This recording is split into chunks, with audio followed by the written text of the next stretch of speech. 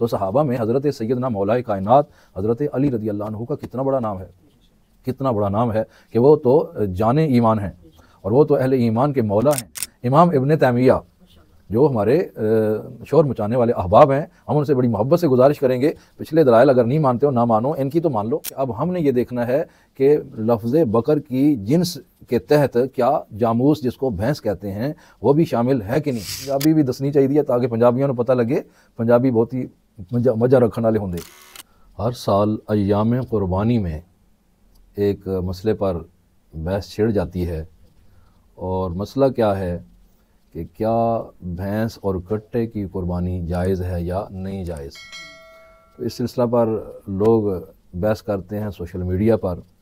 मेरी तमाम अहले इस्लाम और अहले ईमान से गुजारिश है कि इस मसला को एक मजाक बनाकर एक दूसरे के बारे में क्लिप्स रिकॉर्ड करना या एक दूसरे पर एतराज़ करने के लिए इसे इस्तेमाल ना किया जाए। हमारे दीन का मसला है तो हमें चाहिए कि हम दीन के मसला में जो हमारे दीनी रहनुमा हैं, उलमाए रब्बानियीन, उलमाए किराम हैं, उनसे ही इस सिलसिला में रहनुमाई हासिल करें। जबकि ऐसा नहीं होता, लोग ख़ुद ब खुद ही इस पर बहसें जारी कर देते हैं। तो जो लोग इस चीज़ को समझना चाहते हों कि हमें जानना चाहिए कि वाकई भैंस के हवाले से हमारी सही रहनुमाई हो जाए, तो बंदा नाचीज़ कुरान व सुन्नत की रोशनी में और अक़वाल उलमा की रोशनी में इस मसला को वाज़े और आसान करने की कोशिश करेगा। आप सब से गुजारिश है कि आप बस इसे टच करके ही छोड़ ना दें, बल्कि कोशिश करें कि ये मसला हम अच्छी तरह समझ लें। तो उस समझने के लिए पूरी बात को समझना सुनना ज़रूरी है। तो बात यह है कि कुर्बानी के जो जानवर हैं उनके लिए कुरान पाक में सूरतुल हज में जो लफ्ज़ इस्तेमाल किया गया वो है बहीमतुल अनआम। तो अब देखना यह है कि बहीमतुल अनआम क्या हैं, तो उसकी वजाहत भी कुरान मजीद फ़ुरक़ान हमीद ने सूरतुल अनआम में ज़िक्र फरमाई है। तो वह वजाहत क्या है, उसमें अल्लाह करीम ने इरशाद फरमाया समानियत अज़वाज 8 जोड़े हैं, मिनद दान इस्नैन व मिनल माज़ इस्नैन, और आगे जाकर फरमाया व मिनल इबिल इस्नैन व मिनल बकर इस्नैन। तो अब इसका मफ़हूम पेश कर रहा हूँ कि 4 चीज़ों का ज़िक्र हुआ। एक है दान यानी भेड़, दूसरी अमाज़ यानी बकरी, तीसरा है इबल यानी ऊँट, और चौथा है बकर यानी गाय। ये 4 और इनके जोड़े, ये टोटल हो गए 8। तो ये हैं बहीमतुल अनआम, मतलब इनकी कुर्बानी जायज़ है। जब इनकी कुर्बानी जायज़ है तो उलमा से पूछिए, मुफस्सिरीन से पूछिए, मुहद्दिसीन से पूछिए कि क्या एक ही किस्म की भेड़ की कुर्बानी जायज़ है, कोई ख़ास किस्म है? क्या एक ही किस्म की बकरी की कुर्बानी जायज़ है? क्या एक ही किस्म का ऊँट और एक ही किस्म की गाय है? तो आप हज़रात जब अहले इल्म के कदमों में बैठेंगे तो पता चलेगा कि जहाँ भेड़ का ज़िक्र हुआ तो वहाँ भेड़ जो जिन्स है उसकी तमाम अक़साम व अनवा उसमें शामिल हैं। अब आप देखते हैं हमारे इलाक़ों में हर किस्म की भेड़ जो हैं उसकी नस्लें आती हैं और लोग कुर्बानी करते हैं। इसी तरह बकरी की हर किस्म की नस्लें आती हैं और लोग ख़रीद कर कुर्बानी करते हैं। ऐसे ही चूँकि इधर तो ऊँट कम है, लेकिन अरबों में जाओ तो वहाँ ऊँट जो हैं मुख्तलिफ़ अनवा और मुख्तलिफ़ अक़साम के हैं। तो ऊँट की तमाम अक़साम और तमाम अनवा की कुर्बानी होगी। मतलब यहाँ पर जो लफ्ज़ दान इस्तेमाल किया गया वो भेड़ की जिन्स है, उसकी तमाम अक़साम मुराद होंगी। इसी तरह जो माज़ का लफ्ज़ है उसमें बकरी की तमाम अक़साम व अनवा मुराद होंगी। इसी तरह जो इबिल का लफ्ज़ है उसमें भी ऊँट की तमाम अनवा व अक़साम शामिल होंगी। तो जब इन सब की अनवा व अक़साम आप सब समझते हैं कि उनकी कुर्बानी जायज़ है और हम करते भी हैं, तो जब गाय की बारी आती है तो गाय की जिन्स को क्यों नहीं देखते? लफ्ज़ बकर भी कुरान पाक में बतौर जिन्स इस्तेमाल हुआ है और इसकी जितनी अनवा व अक़साम हैं वो सब इसके मतहत दाखिल हैं। तो मालूम हो गया। अब हमने ये देखना है कि लफ्ज़ बकर की जिन्स के तहत क्या जामूस जिसको भैंस कहते हैं वो भी शामिल है कि नहीं। जब जामूस बकर की जिन्स के मतहत नौ और उसकी एक किस्म बन जाएगी तो कुरान पाक की इस आयत के इस कलिमा में वो भी शामिल हो जाएगी और उस पर भी ये कुरानी कलमा सादिक आएगा और उसकी भी कुर्बानी जायज़ हो जाएगी। तो हमें अब देखना क्या है कि हम चूँकि अरबी ज़ुबान नहीं रखते, हमें चेक करना पड़ेगा कि अरबी ज़ुबान वाले लफ्ज़ बकर जो जिन्स है उसकी अनवा कौन कौन सी बयान करते हैं। और बिलखुसूस हमने देखना ये है कि जामूस क्या बकर की अनवा में से है कि नहीं। तो जब जामूस बकर की अनवा में शामिल हो जाएगा तो जैसे बाकी चीज़ों की अनवा की कुर्बानी जायज़ है, इसी तरह फिर बकर की नौ जो कि जामूस है उसकी कुर्बानी भी जायज़ होगी और कुरान के मुताबिक होगी। तो सबसे पहले हम लुगत की बात करते हैं कि लुगत अरब में क्या जामूस का जो लफ्ज़ है ये नौ बकर में आता है कि नहीं आता। तो लुगत की बड़ी बड़ी किताबों में और बिलखुसूस लिसानुल अरब में जो लुगत की मारूफ किताब है उसमें क्या लिखा हुआ है आप सुनिए। वहाँ उन्होंने लिखा है अल बकरो जिन्सुन वल जामूस नौ मिनल बकर, कि बकर जिन्स है और जामूस बकर की नौ है। ये जो लुगत पेश की है इसका उर्दू में मफहूम क्या है कि भैंस गाय की ही एक किस्म है। जैसे बकरी की तमाम अक़साम की कुर्बानी जायज़, ऊँट की तमाम अक़साम की कुर्बानी जायज़, भेड़ की तमाम अक़साम की कुर्बानी जायज़ है, ऐसे ही जब भैंस गाय की किस्म है तो उसकी कुर्बानी भी जायज़ है। तो ये एक लुगत की किताब का सहारा लेके हमने कुरान पाक समझा है। तो मालूम हो गया कि भैंस का जिक्र कुरान पाक के इस लफ्ज़ में है, अल बकर में भैंस शामिल है, तो ये बहीमतुल अनाम में शामिल हो गई। और इसी बिना पर तमाम तबक़ात इस्लामिया जो हैं वो सब इनको इसके गोश्त को, इसके दूध को जायज़ करार देते हैं कि ये बहीमतुल अनाम में शामिल है। तो जब शामिल है तो फिर इसकी कुर्बानी जायज़ है। अब देखते हैं लुगत के बाद तफसीर की किताब कि कुरान पाक की इस आयत की तफसीर में किसी ने क्या जामूस का भी ज़िक्र किया है कि नहीं किया। तो आइए, मशहूर ताबई हैं, मुफस्सिर हैं और उनका नाम है हज़रत लैस इब्ने अबी सुलैम रहमतुल्लाहि ताला अलैह। वो कुरान पाक की इसी आयत की तफसीर में फरमाते हैं, सूरतुल अनाम की आयत नंबर 143 144, इसी आयत की तफसीर के तहत फरमाते हैं अल जामूस वल बुख्ती मिनल अज़वाजिस समानिया। वो फरमाते हैं भैंस और बुख्ती ऊँट जो हैं यो इसी समानियात अज़वाज, फरमाया ना समानियात अज़वाज, फरमाते इसी समानियात अज़वाज में बुख्ती ऊँट और जामूस यानी भैंस शामिल हैं। तो अब देखिए, इससे आगे दलाइल न भी हों तो हमें जान लेना चाहिए कि लुगत भी बोल रही है कि जामूस बकर है यानी भैंस गाय है, और तफसीर भी बोल रही है कि यहाँ समानियत अज़वाज में ऊँट की जो अक़साम हैं, बुख्ती ऊँट वगैरह, वो इसमें शामिल हैं। तो ऐसे ही जामूस यानी भैंस बकर में शामिल है। लेकिन हमारे पास जो दलाइल हैं आप अगर पूरे सुनेंगे तो आपके दिल दिमाग रोशन हो जाएंगे कि ये तो मसला बिल्कुल क्लियर है कि भैंस गाय में शामिल है। तो आइए, सबसे पहले जो हवाला पेश करना चाहते हैं, कहते हैं सहाबा सहाबा और साहब। तो सहाबा में हज़रत सैयदना मौलाए कायनात हज़रत अली रज़ी अल्लाह अन्हु का कितना बड़ा नाम है, कितना बड़ा नाम है कि वो तो जाने ईमान हैं और वो तो अहले ईमान के मौला हैं। तो देखते हैं कि अहले ईमान और सहाबा किराम के मौला हज़रत अली रज़ी अल्लाह अन्हु भैंस के बारे में क्या इरशाद फरमाते हैं।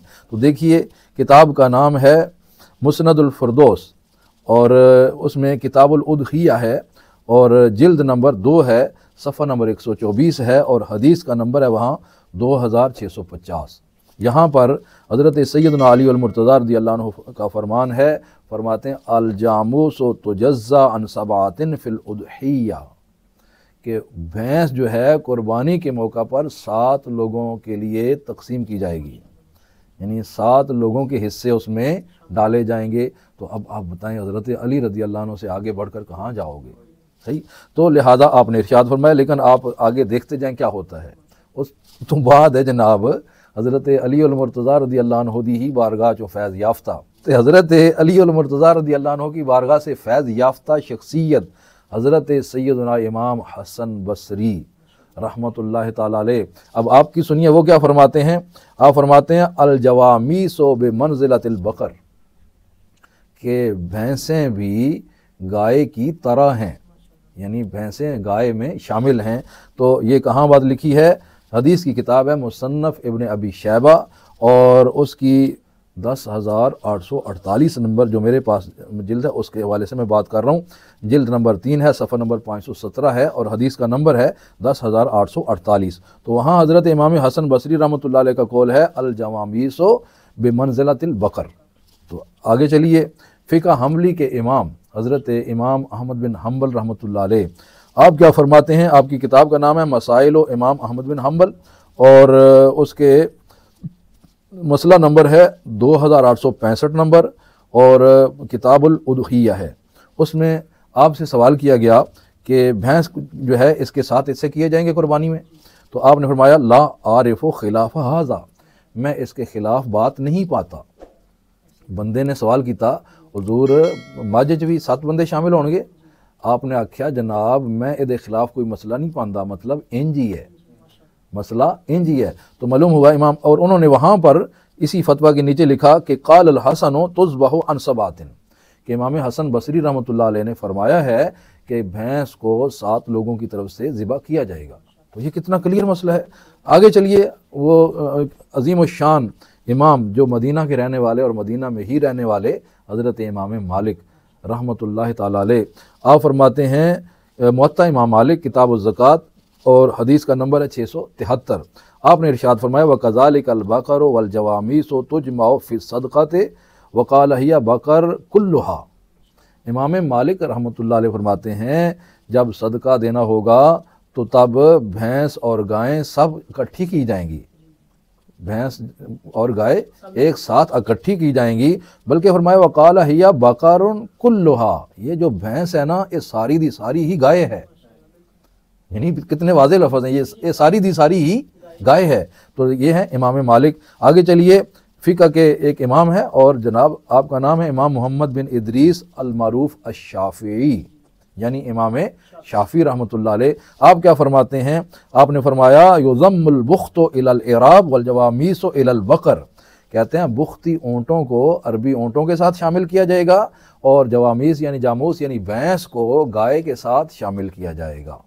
तो ये आज इतने अरसा बाद आके इस मसले को इतना छेड़ा जा रहा है, जबकि बड़े बड़े उलमा जो मिल्लत के फ़क़ीह हज़रात हैं उनके इरशादात हैं। ये आपकी किताब है किताबुल उम और उसकी जिल्द नंबर 3 और सफ़ा नंबर 27 है। आगे चलिए जी, ये हुज़ूर गौसे आज़म रज़ियल्लाहु अन्हु की बारगाह से भी नवाजे हुए हैं और मुहद्दिसीन की जमात में एक बड़ा नाम है अल्लामा इब्ने कुद्दामा मक़दसी रहमतुल्लाह ताला अलैह। आप क्या फरमाते हैं? किताब का नाम है अल-मुग़नी लि इब्ने कुद्दामा और जिल्द नंबर 5 है, सफ़ा नंबर 32 है। आप फरमाते हैं अल जवामीसु का गैरिहा मिनल बकर ला खिलाफ़ा फ़ी हाज़ा नालमुहु, फरमाते हैं जामूस भी बकर की अक़साम में से है और हम इसके ख़िलाफ़ मसला नहीं पाते। यानी वो भी फरमा रहे हैं कि जामूस यानी भैंस जो है ये गाय में शामिल है और गाय की ही एक किस्म है। आगे चलिए जनाब, अल्लामा इब्ने मुनज़िर, यानी आज आप समझेंगे पता नहीं इब्ने मुनज़िर कोई कल परसों का पैदा होया, शायद नवा बंदा है, नहीं नवा नहीं है, 318 हिजरी च वफ़ात पाई है, यानी आज तो कोई 1100-1200 साल 1300 साल पहले दी शख्सियत। तो वो क्या फरमाते हैं, उन्होंने अपनी किताब लिखी है जिसमें उन्होंने मसाइल वो लिखे हैं जिस पर उम्मत के उलमा का इज्मा है। जब इज्मा साबित हो जाए ना उस पर बहस नहीं किया करते, ठीक है। दलाइल में से पहली दलील कुरान, दूसरी सुन्नत और तीसरा इज्मा है, ठीक है। तो जब उलमाए मिल्लत इस्लामिया के इज्मा आ जाए तो उस पर दूसरी बात नहीं होती, दूसरी राय नहीं होती। तो अल्लामा इब्ने मुनज़िर ने अल इज्मा किताब लिखी है और उसके सफ़ा नंबर 12 पर आपने लिखा व अजमाऊ अला अन्ना हुक्मल जवामीस हुक्मल बकर, कहते हैं मिल्लत इस्लामिया के उलमा का इस बात पर इज्मा है कि जो हुक्म गाय का है वही हुक्म भैंस का है। तो मसला हल हो गया। तो देखिए आगे अब मज़ीद देखते जाएं क्या होता है। इमाम इब्ने तैमिया जो हमारे शोर मचाने वाले अहबाब हैं, हम उनसे बड़ी मोहब्बत से गुजारिश करेंगे पिछले दलाइल अगर नहीं मानते हो ना मानो, इनकी तो मान लो। जो आप आगे आ रहे हैं ये आपके घर के लोग हैं और अहले इल्म लोग हैं, उनकी बातें सुनो। इमाम इब्ने तैमिया वो क्या फरमाते हैं, उनका फतावा इब्ने तैमिया है और उसकी जिल्द नंबर 25 है, सफ़ा नंबर 37 है। वो वहाँ लिखते हैं अल जवामीसु मंज़िलतुल बकर हका इब्नुल मुनज़िर फ़ीहिल इज्मा। वो कहते हैं भैंसें गाय की तरह हैं और इसको बतौर इज्मा ज़िक्र किया है इमाम इब्ने मुनज़िर ने, जो कि पीछे ज़िक्र हो चुका, ठीक है। ये है इमाम इब्ने तैमिया। उसके बाद जो मौजूदा हमारे मुआशरे में पाको हिंद में जमात अहले हदीस है, इनका जिन उलमा पर एतबार है, यानी इनके यहाँ जो मोतबर उलमा और मुफ्तियान और मुहद्दिसीन हैं, अब उनके नाम सुनते जाएँ तो फिर आपको दिल और दिमाग की इंशाअल्लाह रोशनी मिलेगी। तो उनमें बड़ा नाम है अल्लामा सनाउल्लाह अमरतसरी। उन्होंने अपनी किताब जो कि फतावा सनाइया के नाम से मारूफ़ है, उसमें क्या लिखते हैं, बड़े वाज़ेह तरीके से उन्होंने बात लिखी। कहते हैं अरब के लोग भैंस को गाय में शामिल करते हैं। और मज़ीद आगे लिखा कि ये नबी करीम अलैहिस्सलाम ने और सहाबा ने क्यों नहीं कुर्बानी की। वो कहते हैं हिजाज़ में भैंस का वजूद ही नहीं था, तो अब मसला क्लियर हो गया। जो बार बार सवाल कर रहे हैं कि अगर जायज़ है तो सहाबा किराम की मिसाल दो, हुजूर अलैहिस्सलाम की कोई मिसाल दो, तो भाई अल्लामा सनाउल्लाह साहब फतावा सनाइया में फरमा रहे हैं हिजाज में भैंस का वजूद ही नहीं था। ये अल्फाज उन्हीं के हैं, उन्हीं के फतावा के मैं अपनी तरफ से शामिल नहीं कर रहा, इसीलिए मैंने लिख कर आपको पेश करूँ। फिर आगे लिखते हैं, अगर इसको जिनसे बकर से माना जाए जैसा कि हनफिया का कियास है, या अमूम बहीमतुल अनआम पर नज़र डाली जाए, जो मैंने कुरान पाक की आयत में बात जिक्र की कि अमूम बहीमतुल अनआम में डाला जाए इसको और उस पर नज़र डाली जाए, तो कहते हैं हुक्म जवाज़ कुर्बानी के लिए ये इल्लत काफ़ी है, फतावा सनाई है। उसके बाद हैं अहले हदीस मुहद्दिस शेख मियाँ नज़ीर हुसैन देलवी साहब, वो अपनी किताब फतावा नज़ीरिया में क्या लिखते हैं कि अहकाम कुर्बानी के बारे में सवाल के जवाब में वो लिख रहे हैं, उनसे अहकाम कुर्बानी के बारे में सवाल हुआ तो उस जवाब में आप लिख रहे थे, तो लिखते हुए क्या कहते हैं सुन बकरी का 1 साल यानी 1 साल पूरा और दूसरा शुरू, वो उम्र बताने लगे हैं ना, तो कहते हैं सुन यानी पढ़ने वाले सुन बात, बकरी का 1 साल यानी 1 साल पूरा और दूसरा शुरू, और गाय भैंस का 2 साल यानी 2 साल पूरे और तीसरा शुरू। तो उन्होंने कुर्बानी के मसाइल बताते हुए बता दिया कि गाय और भैंस जो हैं एक जैसी हैं, लिहाजा इनके 2 साल पूरे होंगे, तीसरा शुरू होगा। फतावा नज़ीरिया, इससे वाज़े बात नहीं हो सकती। आगे चलिए, अल्लामा सिद्दीक हसन खान भोपाली साहब, आप क्या फरमाते हैं? उनका फतावा है सिद्दीक हसन खान, सफ़ा नंबर 104 है। तो उसमें वो लिखते हैं, कुर्बानी के जानवर की उम्र बताते हुए लिखते हैं, और गाय भैंस में से जो 2 साल मुकम्मल होने के बाद तीसरे में हो। तो उन्होंने भी मसला बताती होगी कि कुर्बानी के जानवर की उम्र क्या है, तो गाय की उम्र 7 बताई और साथ कहा गाय भैंस की उम्र 2 साल पूरी होनी चाहिए। आगे चलिए जनाब, बड़ा मरूफ नाम है और इस नाम को हर कोई जानता है, और मौजूदा जो गुज़श्ता थोड़ा अरसा गुज़रा उसमें बड़े मरूफ मुहद्दिस हुए हैं हमारे मुखालिफिन के। उनका नाम है अल्लामा नासिरुद्दीन अलबानी। तो देखते हैं अलबानी साहब यहाँ क्या फरमाते हैं। उनके शागिर्द हैं हुसैन बिन औदा, उन्होंने किताब लिखी है और किताब का नाम है अल-मौसूअतुल फ़िक़हिय्यतुल मुयस्सरा फ़ी फ़िक़्हिल किताब व सुन्नतिल मुतहहरा, ये उनकी किताब का नाम है।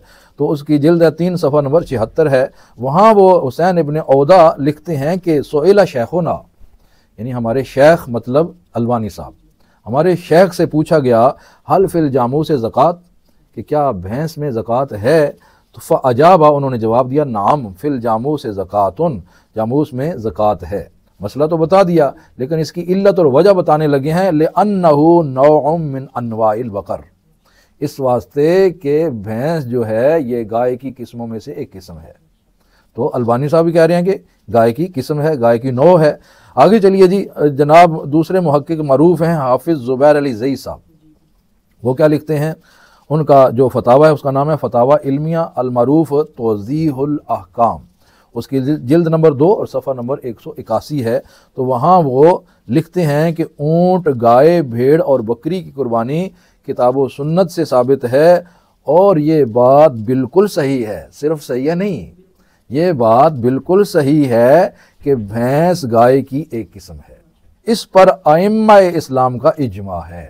हज़रात कितनी क्लियर बातें आपको बता दी हैं। और अब ये चंद एक मैंने नाम लिए हैं, मैं आपको बताऊं कि बहुत सारे उलमा के फतावाजात और अहले हदीस उलमा के भी फतावाजात मज़ीद हैं, जो कि ज़िक्र करने से हमारा जो क्लिप है बड़ा हो जाएगा। लिहाजा इसके अलावा हज़रत इमाम शरफुद्दीन नौवी रहमतुल्लाह अलैह और फ़क़ीह हज़रत इमाम काजी ख़ान रहमतुल्लाह अलैह और हज़रत इमाम इसहाक़ बिन राविया रहमतुल्लाह अलैह, हज़रत अल्लामा इब्न हज़म रहमतुल्लाह अलैह, हज़रत अल्लामा मोहम्मद बिन क़त्तान फ़ासी रहमतुल्लाह अलैह और शेख मोहम्मद बिन अब्दुल अज़ीज़ अस्सुदैस, और इसके अलावा फतावाजात में फतावा आलमगीरी, फतावा रिजविया और फतावा सतारिया, ये भी अहले हदीस हज़रात का फतावा है। तो अब ज़िद की ज़रूरत नहीं है मेरे भाइयों, हमें गौर करना चाहिए कि जब दलाइल मिल जाएँ तो दलाइल के मिलने के बाद इस तरह का शोर व गुल मचाना ये अच्छी बात नहीं है। हमें अपने उलमा पर एतमाद करते हुए उम्मत में इंतशार व इफ्तिराक की बजाय इत्तिहाद की कोई सूरत निकालनी चाहिए। अल्लाह ताला तौफ़ीक़ समझ अता फ़रमाए। वमा अलैया इल्लल बलाग।